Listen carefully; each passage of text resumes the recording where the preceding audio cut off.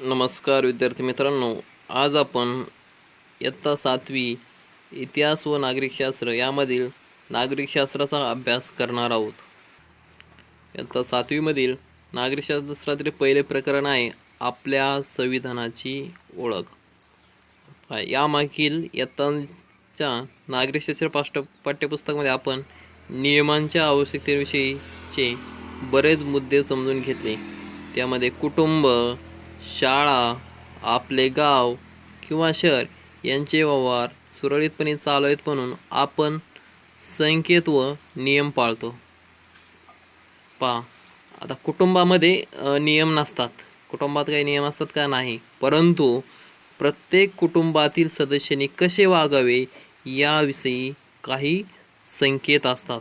कुटुंबात नियम असतात का? नाही. पण काय असतात? संकेत असतात.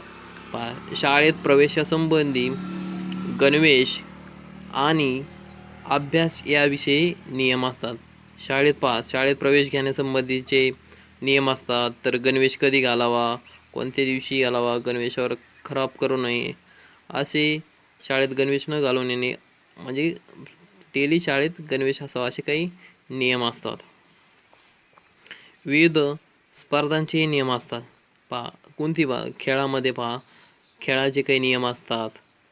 कोणत्याही खेळामध्ये काय असतात तर नियम असतात. आपल्या गावाचा आणि शहराचा कारभारही नियमानुसारच चालतो. आपल्या गावाचा ग्रामपंचायत विविध नियमानुसार गावामध्ये कारभार त्यांचा चालतो. याचप्रमाणे आपल्या देशाचा कारभार काय चालतो तो नियमानुसारच. देशाचा कारभार चालवण्यासाठी काही नियमांची आवश्यकता असते, त्यामुळे देश सुरळीत चालतो. कुटुंब, शाळा, गाव अशा शहरांसंबंधी असणारे नियम मर्यादित स्वरूपाचे असतात. कुटुंब, शाळा, गाव आता शहरांसंबंधी असणारे नियम कसे असतात तर मर्यादित स्वरूपाचे असतात. परंतु देशाच्या कारभारासंबंधी नियम किंवा तरतुदी मात्र व्यापक असतात. आता संविधान म्हणजे काय तर पाहू. देशाच्या कारभारासंबंधीच्या तरतुदी एकत्रितपणे व सुसूत्रपणे ज्या ग्रंथात नमूद केलेल्या असतात त्यांना संविधान म्हणतात. देशाच्या कारभारासंबंधीच्या तरतुदी एकत्रितपणे व सुसूत्रपणे ज्या ग्रंथात नमूद केलेल्या असतात त्याला काय म्हणतात तर संविधान असं म्हणतात. याचाच अर्थ संविधान म्हणजे देशाच्या राज्यकारभारासंबंधीच्या तरतुदींचा लिखित दस्तऐवज होय. जनतेकडून निवडून आलेल्या प्रतिनिधीमधून शासन किंवा सरकार स्थापन केले जाते. जनतेकडून निवडून आलेल्या प्रतिनिधींमधून शासन स्थापन केले जाते. संविधानातील तरतुदीनुसारच राज्यकारभार करण्याचे शासनावर बंधन असते. संविधानातील ज्या काही तरतुदी असतात त्यानुसारच राज्यकारभार करण्याचे शासनावर काय असते तर बंधन असते. संविधानातील तरतुदी किंवा त्यात नमूद केलेला कायदा मूलभूत असतो. संविधानात मूलभूत केलेल्या तरतुदी कशा असतात तर संविधानातील तरतुदी किंवा त्यात नमूद केलेला कायदा कसा असतो तर मूलभूत असतो. संविधानास विसंगत ठरतील असे कायदे शासनाला करता येत नाही. संविधानात विसंगत ठरतील असे कायदे शासनाला करता येत नाही. असे केल्यास ते कायदे न्यायमंडळ रद्द ठेवू शकते. असे जर विसंगत कायदे केले तर काय होते, न्यायमंडळ ते रद्द करतात. पुढचा मुद्दा आहे संविधानातील तरतुदी. संविधानातील तरतुदी अनेकविध बाबीविषयी असतात. उदाहरणार्थ संविधान तरतूद कशा संदर्भात नागरिकत्वाचा संबंधी असते, नागरिकांचे हक्क असतात, तसेच नागरिक आणि शासन संस्था यांच्यातील संबंध, शासनाने करायच्या कायद्यांचे विषय, निवडणुका, शासनावरील मर्यादा व राज्याचे अधिकार क्षेत्र इत्यादी विषय काय असतात तर संविधानातील तरतुदी असतात. संविधानानुसार कारभार करण्याचे तत्व बहुतेक सर्व देशांनी स्वीकारले. संविधानानुसार राज्यकारभार करण्याचे तत्व सर्व देशांनी काय केले, स्वीकारलेले आहे. असे असले तरी प्रत्येक देशाच्या संविधानाचे स्वरूप वेगवेगळे असते. संविधान सर्व देशांनी स्वीकारले असले तरी परंतु संविधानाचे स्वरूप कसे आहेत प्रत्येक देशात वेगवेगळे आहे. इतिहास, समाजरचना, संस्कृती, परंपरा इत्यादी बाबतीत देशामध्ये भिन्नता असते. इतिहासामध्ये प्रत्येक देशात भिन्नता असते, समाज रचनेमध्ये पण भिन्नता आहे आणि प्रत्येक देशाची संस्कृती, त्यांच्या परंपरा इत्यादी गोष्टी सर्व कशा असतात, विविध देशांमध्ये भिन्नता असतात, म्हणजे वेगळ्या असतात किंवा वेगळेपण असते. त्याचप्रमाणे राष्ट्राच्या गरजा आणि उद्दिष्टे भिन्न असतात. पहा, प्रत्येक देशाच्या किंवा राष्ट्राच्या गरजा पण वेगळ्या असतात. म्हणजे काही ठिकाणी काही मालाची कमतरता असते आणि काही ठिकाणी नसते. त्यानुसार काय असतं, तर राष्ट्राच्या गरजा आणि उद्दिष्टे पण भिन्न असतात. त्यास अनुरूप असे संविधान निर्माण करण्याचे प्रयत्न ते राष्ट्र करते. पहा, अमेरिका, इंग्लंड या देशांचा राज्यकारभार संविधानानुसार चालतो, परंतु दोन्ही संविधानामध्ये फरक आहे. अमेरिकेचं संविधान 1789 मध्ये अंमलात आले. अमेरिकी संविधान कधी आले अंमलात? 1789 साली. ते लिखित आहे आणि त्यात केवळ यामध्ये 7 कलमांचा समावेश. फक्त कलम किती? 7 कलमांचा समावेश आहे. परंतु 225 वर्षापेक्षा अधिक काळ लोटला असूनही त्या संविधानानुसार आजही अमेरिकेचा राज्यकारभार चालतो. इंग्लंड या देशाला अनेक शतकांचा इतिहास आहे. राज्यकारभाराविषयीचे नियम या देशात संकेत, रूढी, परंपरांच्या स्वरूपात आढळतात, तरी पण त्यांचे काटेकोरपणे पालन केले जाते. 1215 साली झालेल्या मॅग्ना कार्टा करारानुसार इंग्लंडचे संविधान विकसित होत गेले. पहा, इंग्लंडचे संविधान कोणत्या करारापासून विकसित होत गेले? तर मॅग्ना कार्टा करारापासून. काही लिखित नियमांचा समावेश असला तरी इंग्लंडचे संविधान प्रामुख्याने अलिखित आहे, म्हणजे हे लिखित स्वरूपाचे नाही. तसे अमेरिकेचे संविधान कसे आहे? लिखित आहे, पण इंग्लंड संविधान अलिखित आहे. पहा, संविधानाची आवश्यकता.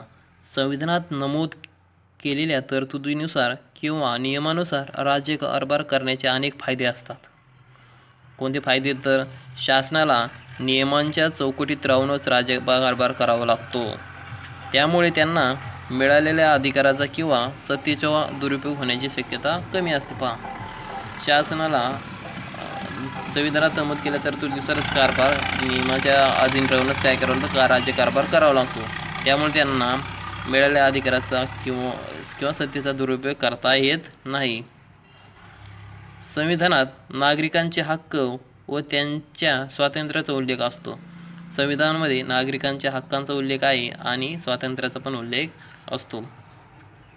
शासनाला ते हक्क हिरावून घेता येत नाहीत, म्हणून नागरिकांचे हक्क, स्वातंत्र्य सुरक्षित राहते. संविधानातील तरतुदीनुसार राज्यकारभार करणे म्हणजे कायद्याचे राज्य प्रस्थापित करण्यासारखे आहे. संविधानातील तरतुदीनुसार राज्यकारभार करणे म्हणजेच काय? तर कायद्याचे राज्य प्रस्थापित करण्यासारखे आहे, कारण त्यात सत्तेच्या गैरवापराला किंवा मनमानी कारभाराला वाव नसतो. संविधानानुसार राज्यकारभार होत असल्याचे पाहून सामान्य माणसाच्या शासनावरील विश्वास वाढतो. संविधानानुसार राज्यकारभार होत असल्याचे पाहून सामान्य माणसाचा शासनावर विश्वास वाढतो, कारण की जर संविधानानुसार राज्यकारभार केला तर जो सत्तेवर असणारा व्यक्ती आहे तो म्हणजे संविधानाच्या बाहेर जो नियम मोडून कोणतंही काम करत नाही, प्रामाणिकपणे काम करतो, म्हणून काय होतं? विश्वास वाढतो.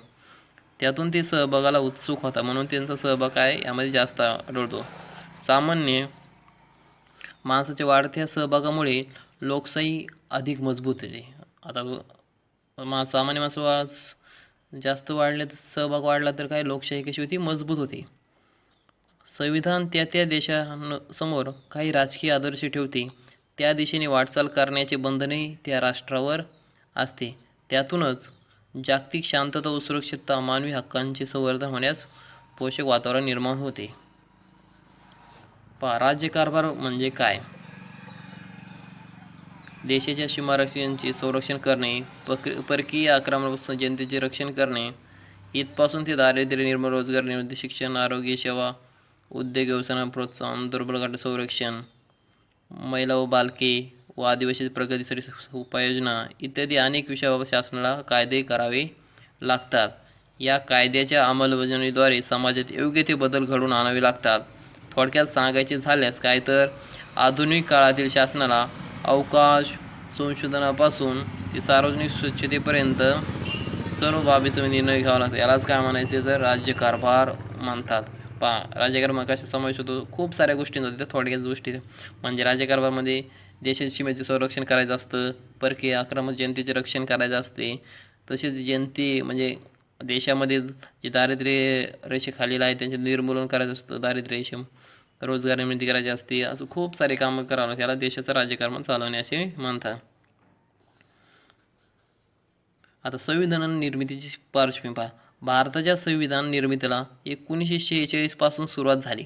संविधान निर्मिती कधी सुरुवात झाली तर 1946ला.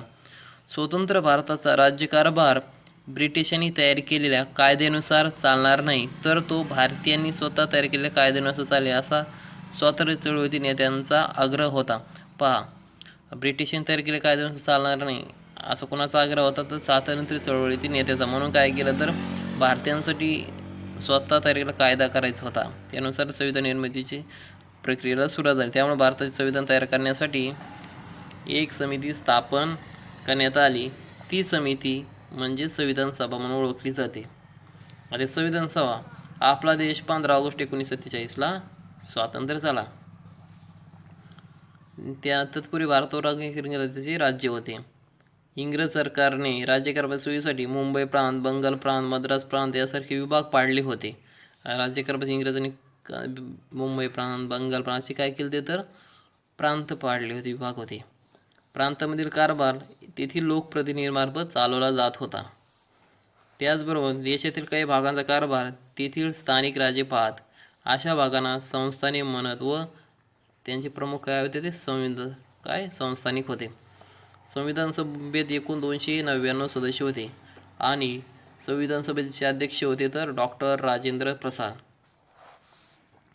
डॉक्टर आंबेडकर हे मसुदा समितीचे अध्यक्ष होते. त्यांनी विविध देशांच्या संविधानाचा काय केला तर गाढा अभ्यास केलेला होता. त्यांनी अहोरात्र अभ्यास व चिंतन करून भारतीय संविधानाचा मसुदा तयार केला. डॉक्टर बाबासाहेब आंबेडकर तयार केलेल्या संविधानाला मसुदा संविधान सभेपुढे मांडण्यात आला. त्यावर कलमावर चर्चा पण झाली आणि अनेक दुरुस्त्या पण सुचवण्यात आल्या होत्या. संविधानाचा मसुदा संविधान सभेत मांडण्याचे, त्याविषयी विचारलेल्या प्रश्नावर सभेत उत्तर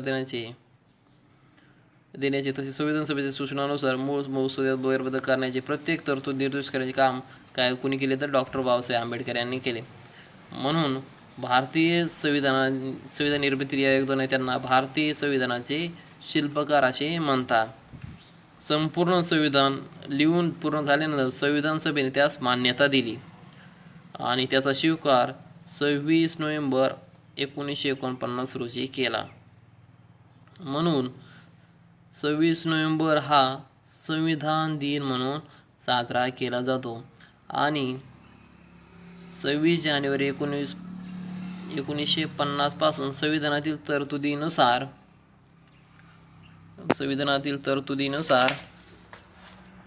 देशाचा राज्यकारभार चालवण्यास सुरुवात झाली. या दिवसापासून भारताचे प्रजासत्ताक राज्य अस्तित्वात आले. म्हणून 26 जानेवारी हा दिवस प्रजासत्ताक दिवस म्हणून साजरा करतात आणि 26 नोव्हेंबर काय म्हणून साजरा करतात तर संविधान दिन म्हणून. हे बघा, पंडित जवाहरलाल नेहरू, सरदार वल्लभभाई पटेल, मौलाना आझाद, सरोजिनी नायडू, पाहिजे काय बनतात. डॉक्टर बाबासाहेब आंबेडकरांचे योगदान जल व्यवस्थापन, परराष्ट्र संबंध, राष्ट्रीय सुरक्षा, पत्रकारिता, अर्थकारण, सामान्य अशा विविध क्षेत्रात होते. पाहिजे भारतीय संविधानाचा मसुदा संविधान सभेचे अध्यक्ष डॉक्टर राजेंद्र प्रसाद यांना सादर करताना डॉक्टर बाबासाहेब आंबेडकर. पाहिजे संविधान सभेत चर्चा व विचारविनिमयाच्या आधारे निर्णय घेण्यात आले. विरोधी मतांचा आदर व त्यांच्या योग्य सूचनांचा स्वीकार हे तेथील कामकाजाचे वैशिष्ट्य होते. संविधान लिहून पूर्ण करण्यासाठी 2 वर्षे 11 महिने आणि 17 दिवस इतका कालावधी लागला. मूळ संविधानात 22 भाग होते, 395 कलमे होते आणि 8 परिशिष्ट यांचा समावेश होता. ही महत्त्वाची माहिती आहे. संविधान सभेत डॉक्टर राजेंद्र प्रसाद, पंडित जवाहरलाल नेहरू, डॉक्टर बाबासाहेब आंबेडकर, सरदार वल्लभभाई पटेल, मौलाना अबुल कलाम आझाद, सरोजिनी नायडू, जे बी कृपलानी, राजकुमारी अमृत कौर, दुर्गाबाई देशमुख, हंसाबेन मेहता अशा अनेक मान्यवर सदस्य होते. बी एन राव यांची कायदेतज्ञाची संविधान सभेचे कायदेशीर सल्लागार म्हणून नेमणूक होते. कायदेतज्ञ कोण होते तर कायदेशीर सल्लागार बी एन राम. अशा प्रकारे आपण संविधान सभेची काय पार्श्वभूमी हा चॅप्टर पाहिला आहे.